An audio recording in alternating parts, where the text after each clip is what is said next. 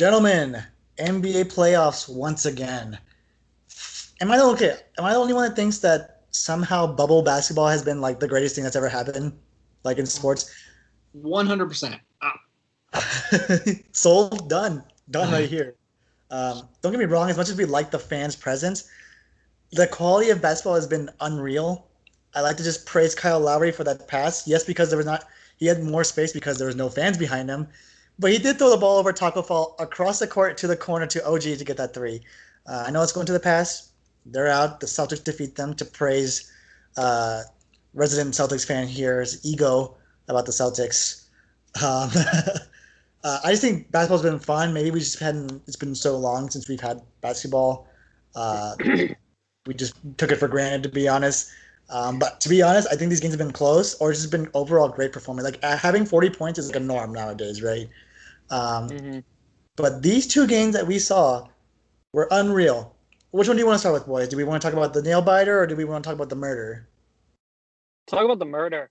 The murder, the killing joke. All right, that's what we call this episode, the killing Jokic. At this point, gets the last laugh on the cyborg Kawhi Leonard and the Clips, clipping the Clips in Game 7. It wasn't close, boys. It was 15 points, all right? 15 points. Kawhi Leonard sat down with Paul George with 5 minutes left. They already quit. It was quitness at that point. When LeBron didn't play fourth quarters back in the day, 11 years ago, quitness. That's what we saw today, all right? That was the most embarrassing performance by a team leading 3-1. As much as I want to say the Warriors was, those games were actually close and those were actually winnable. This one, you had one job to get to the conference finals, but the year still goes on. 50 years straight that this Clippers team has never made the conference finals.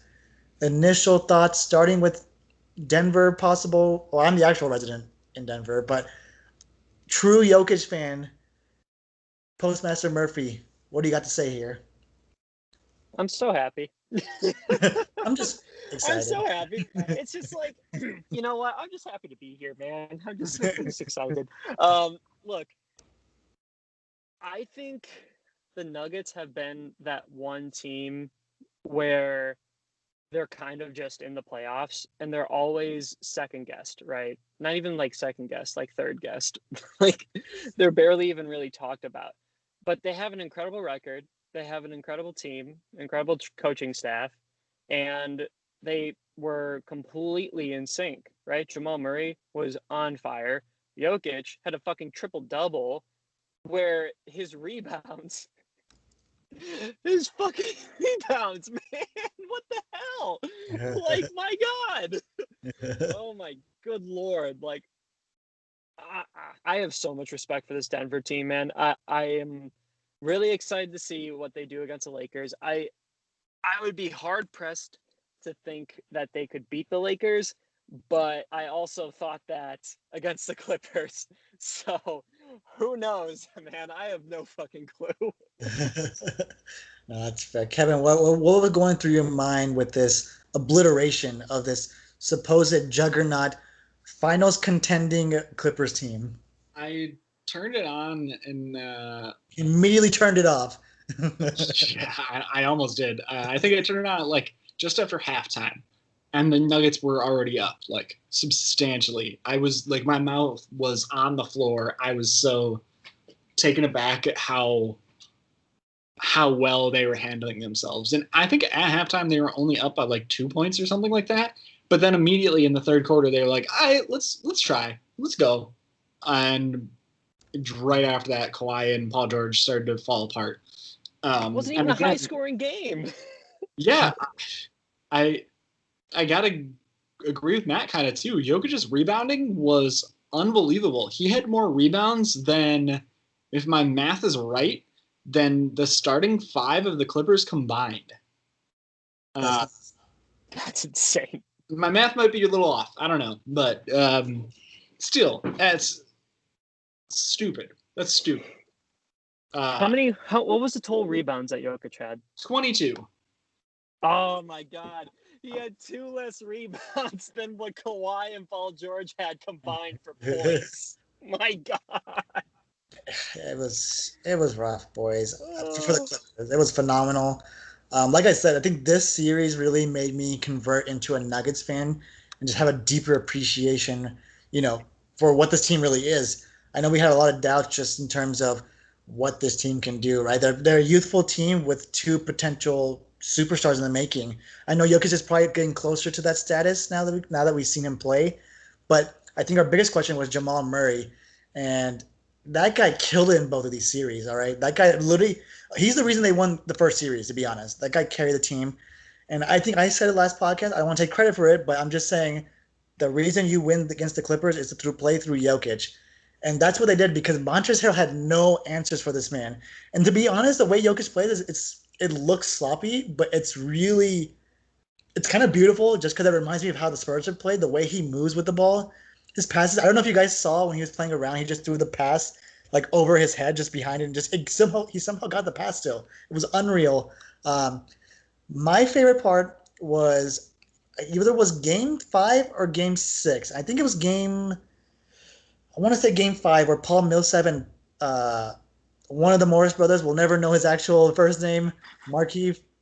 We don't know. I think it's Markeith Morris, but he would got into some smack talk with Paul Millsap, and Paul Millsap fucking lit it up that game and was part of the comeback. Game 6, let me tell you this, second half, right? In the second half, the Clippers scored in total 35 points. The Denver Nuggets scored 64 points. That is a crazy spread, all right? That is nuts. It's unbelievable. Excuse me? And this team was down by 17 at half. All right, it was game. It was GG. It was GG at that point, and that they stopped them. They stopped it, and it's nice just seeing from the Nuggets that how they're able to kind of diversify their gameplay between their other players. And for me, MPJ, the confidence that he had, I know he did call out his team for like not getting the ball, and it's like, kid, you gotta earn your stripes. But you know, the guy is very confident in these kind of playing, in these kind of games. And for me, it's the veteran presence. Paul Millsap, very underrated for what he is. He's kind of like the big brother of this team he's gonna bark. You know, we have Jamal Murray who's still the kid, balls out. Jokic is Jokic. He gets angry at the refs, then he gets a technical for saying something probably in Serbian or something like that. But all around, you know, Torrey Craig, Monte Morris, Gary Harris, who came back from injury, actually balled out. Very good defender for this team.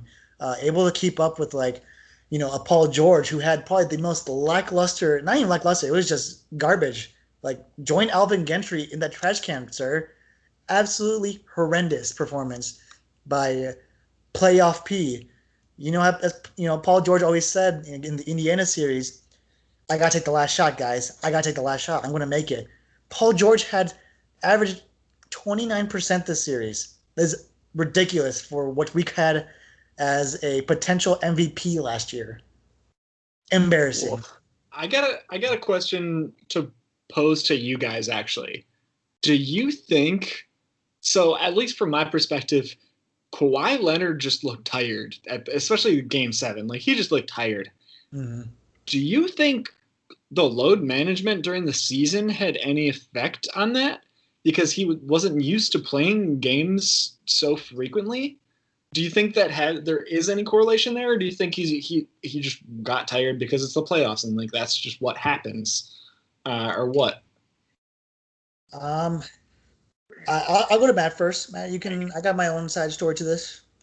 I'm interested to see why, because that is a very good point. More like Kawhi. However, I would. I'm sorry. More like Kawhi. Boo. Already better than Matt's jokes. Praise him. I don't know. I think load management is a good idea overall because you obviously don't want your star player to get fucked up if you're bound to make the playoffs. But that does pose a very interesting question on what that does to the body. Because if you're not used to playing these high intensity games, because you know, the season does matter, right? It absolutely matters. You have to win the games in order to actually get into the playoffs. Who would have thought? Wow. But yeah, what a concept. But that does pose a very interesting question because if Kawhi has to do the load management, because it worked in Toronto, it worked out really well in Toronto. So I guess why didn't it work now? Is it because Paul George wasn't what they thought he was? Was it because the team just couldn't really do it without him? Because theoretically speaking, if it worked in Toronto, it should have worked better on the Clippers. So I guess maybe he has an injury that we don't know of or something. I don't know, but that's an interesting question. I just like to say that Kawhi Leonard led the team in every stat this postseason. Just want to say that for the record. Sure. But for me, Paul George and Kawhi Leonard averaged 7 minutes more in the postseason than in the regular season. And 7 minutes is a lot, okay? When you play in this kind of high intensity games, like it makes a difference because that's basically another quarter, right? That's basically another quarter. Yeah. And even the last few games, you're seeing Kawhi Leonard play on average probably like 42 minutes. That's nuts. Oh my Minutes just for gosh. 6 minutes. So it's a big difference. And this goes down to the whole Giannis factor that we had with them last series. When Giannis averages only 32 minutes a game in the playoffs, that's unacceptable, okay? And that's unacceptable from a coaching standpoint. I get it. The reason it worked for the Spurs is because the Spurs had depth in terms of having okay to good players. You had your superstar Tim Duncan, and then it was trickling down a little bit, right? Everyone was not as great as Tim Duncan. As much as I like Tony Parker and Ginobili, they're still on a different tier. It's not bad. It's just that they're able to play a different type of basketball that's more efficient. And the game's changed. You can't be resting these guys anymore just because, statistically it makes more sense for them to rest and then, be healthy. But you're not even playing them that many minutes in the playoffs. Right? Giannis can't play 32 minutes. The guy's a back-to-back MVP, and he's not playing playoff basketball, essentially. He's missing an entire quarter for him to actually carry his team. And in this case, for me, every starter has to play 40 minutes. That's the only way for this team to be in sync. As ridiculous as that sounds, that's the only way to have an effective roster, unless you have actual depth. In the case for the Nuggets, they have actual depth. They can actually put 5 different new guys, and it will still be nearly efficient. I wouldn't say they'd be necessarily great scorers, but there's at least presence for them to do some serious damage to the other team.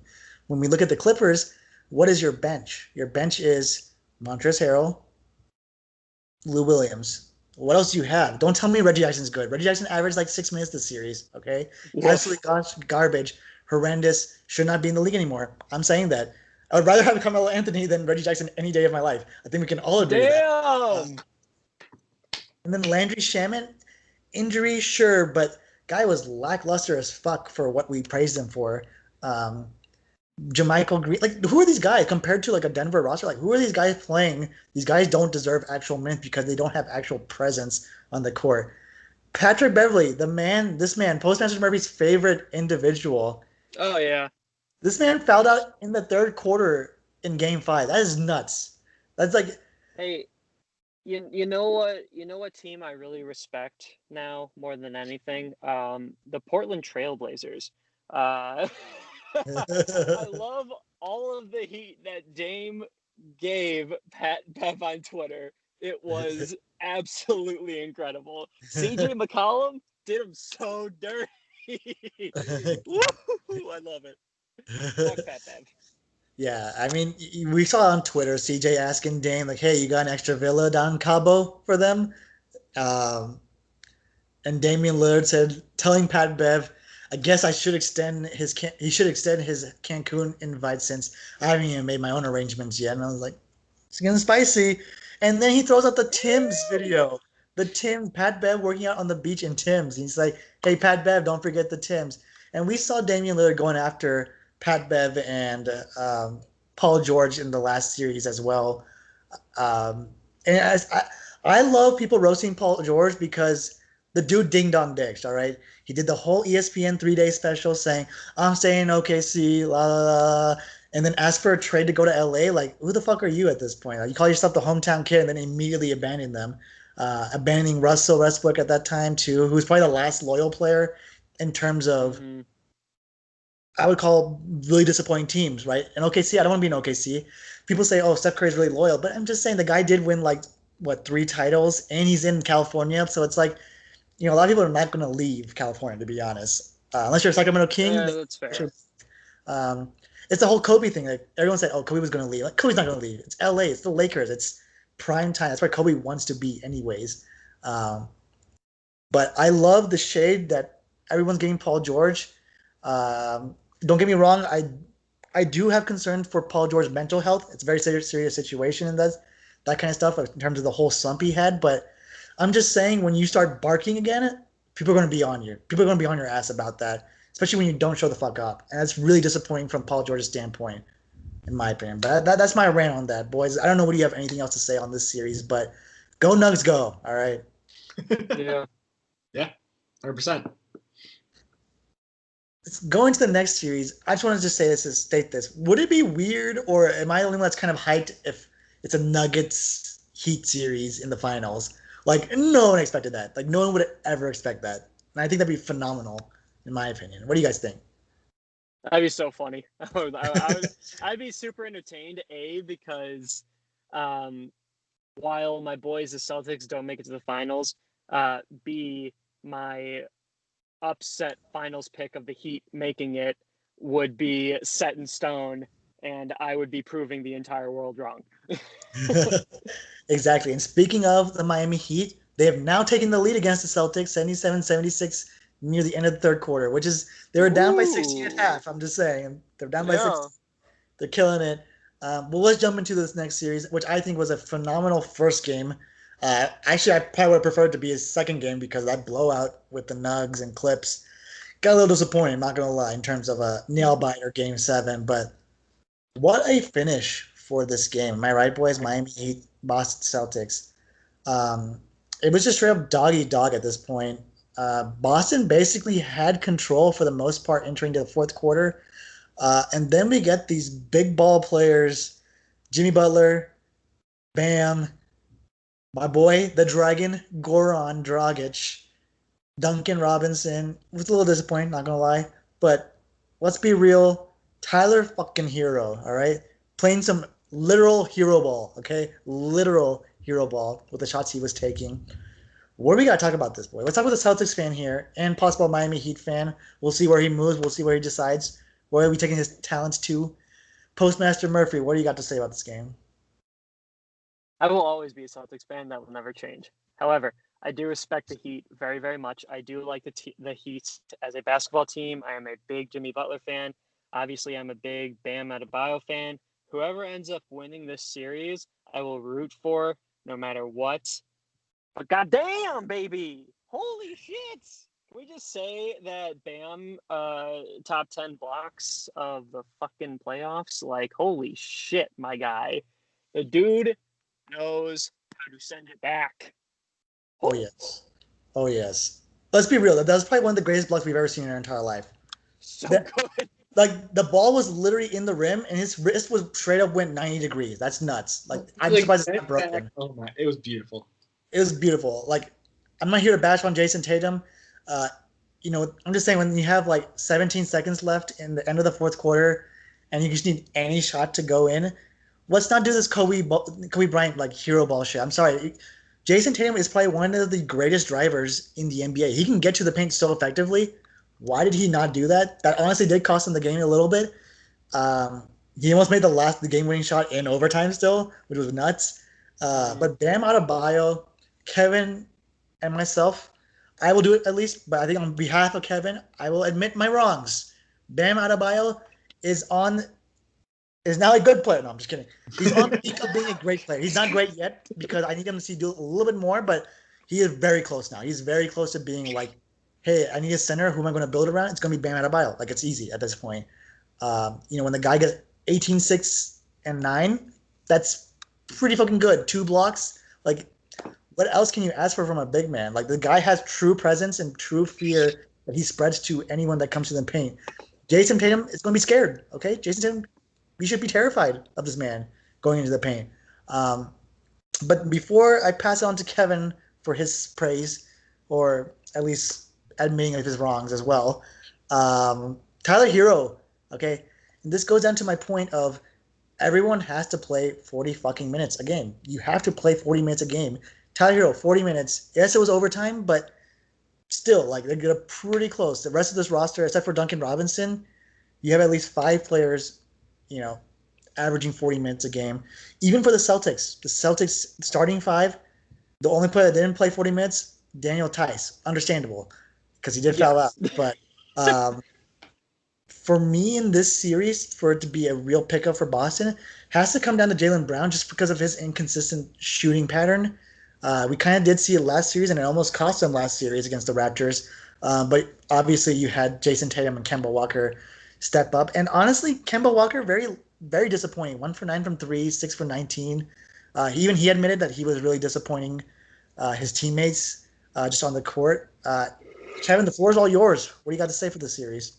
I mean, I think I got to start off with agreeing with you, Sam, that I got to give more respect to Bam. I think that block in and of itself was enough to make me very impressed. I think not only was the block itself insanely impressive with it, again, like we said, his hand going back, just bent back more than 90 degrees.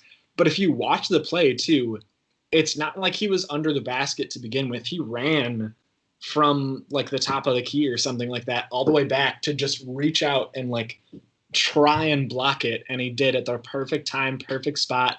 It was beautiful. Like it was just a perfectly executed block, especially at that time of the game. And I am so impressed with that. And so I got to give him respect.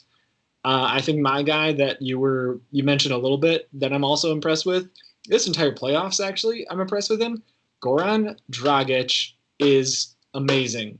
He is so good in the playoffs. And I never probably would have said that during the regular season, being like, oh man, Goran Dragic is my guy this week or whatever. Like, no, I never would have said that. But he's stepping the fuck up. He's putting up good points every single game.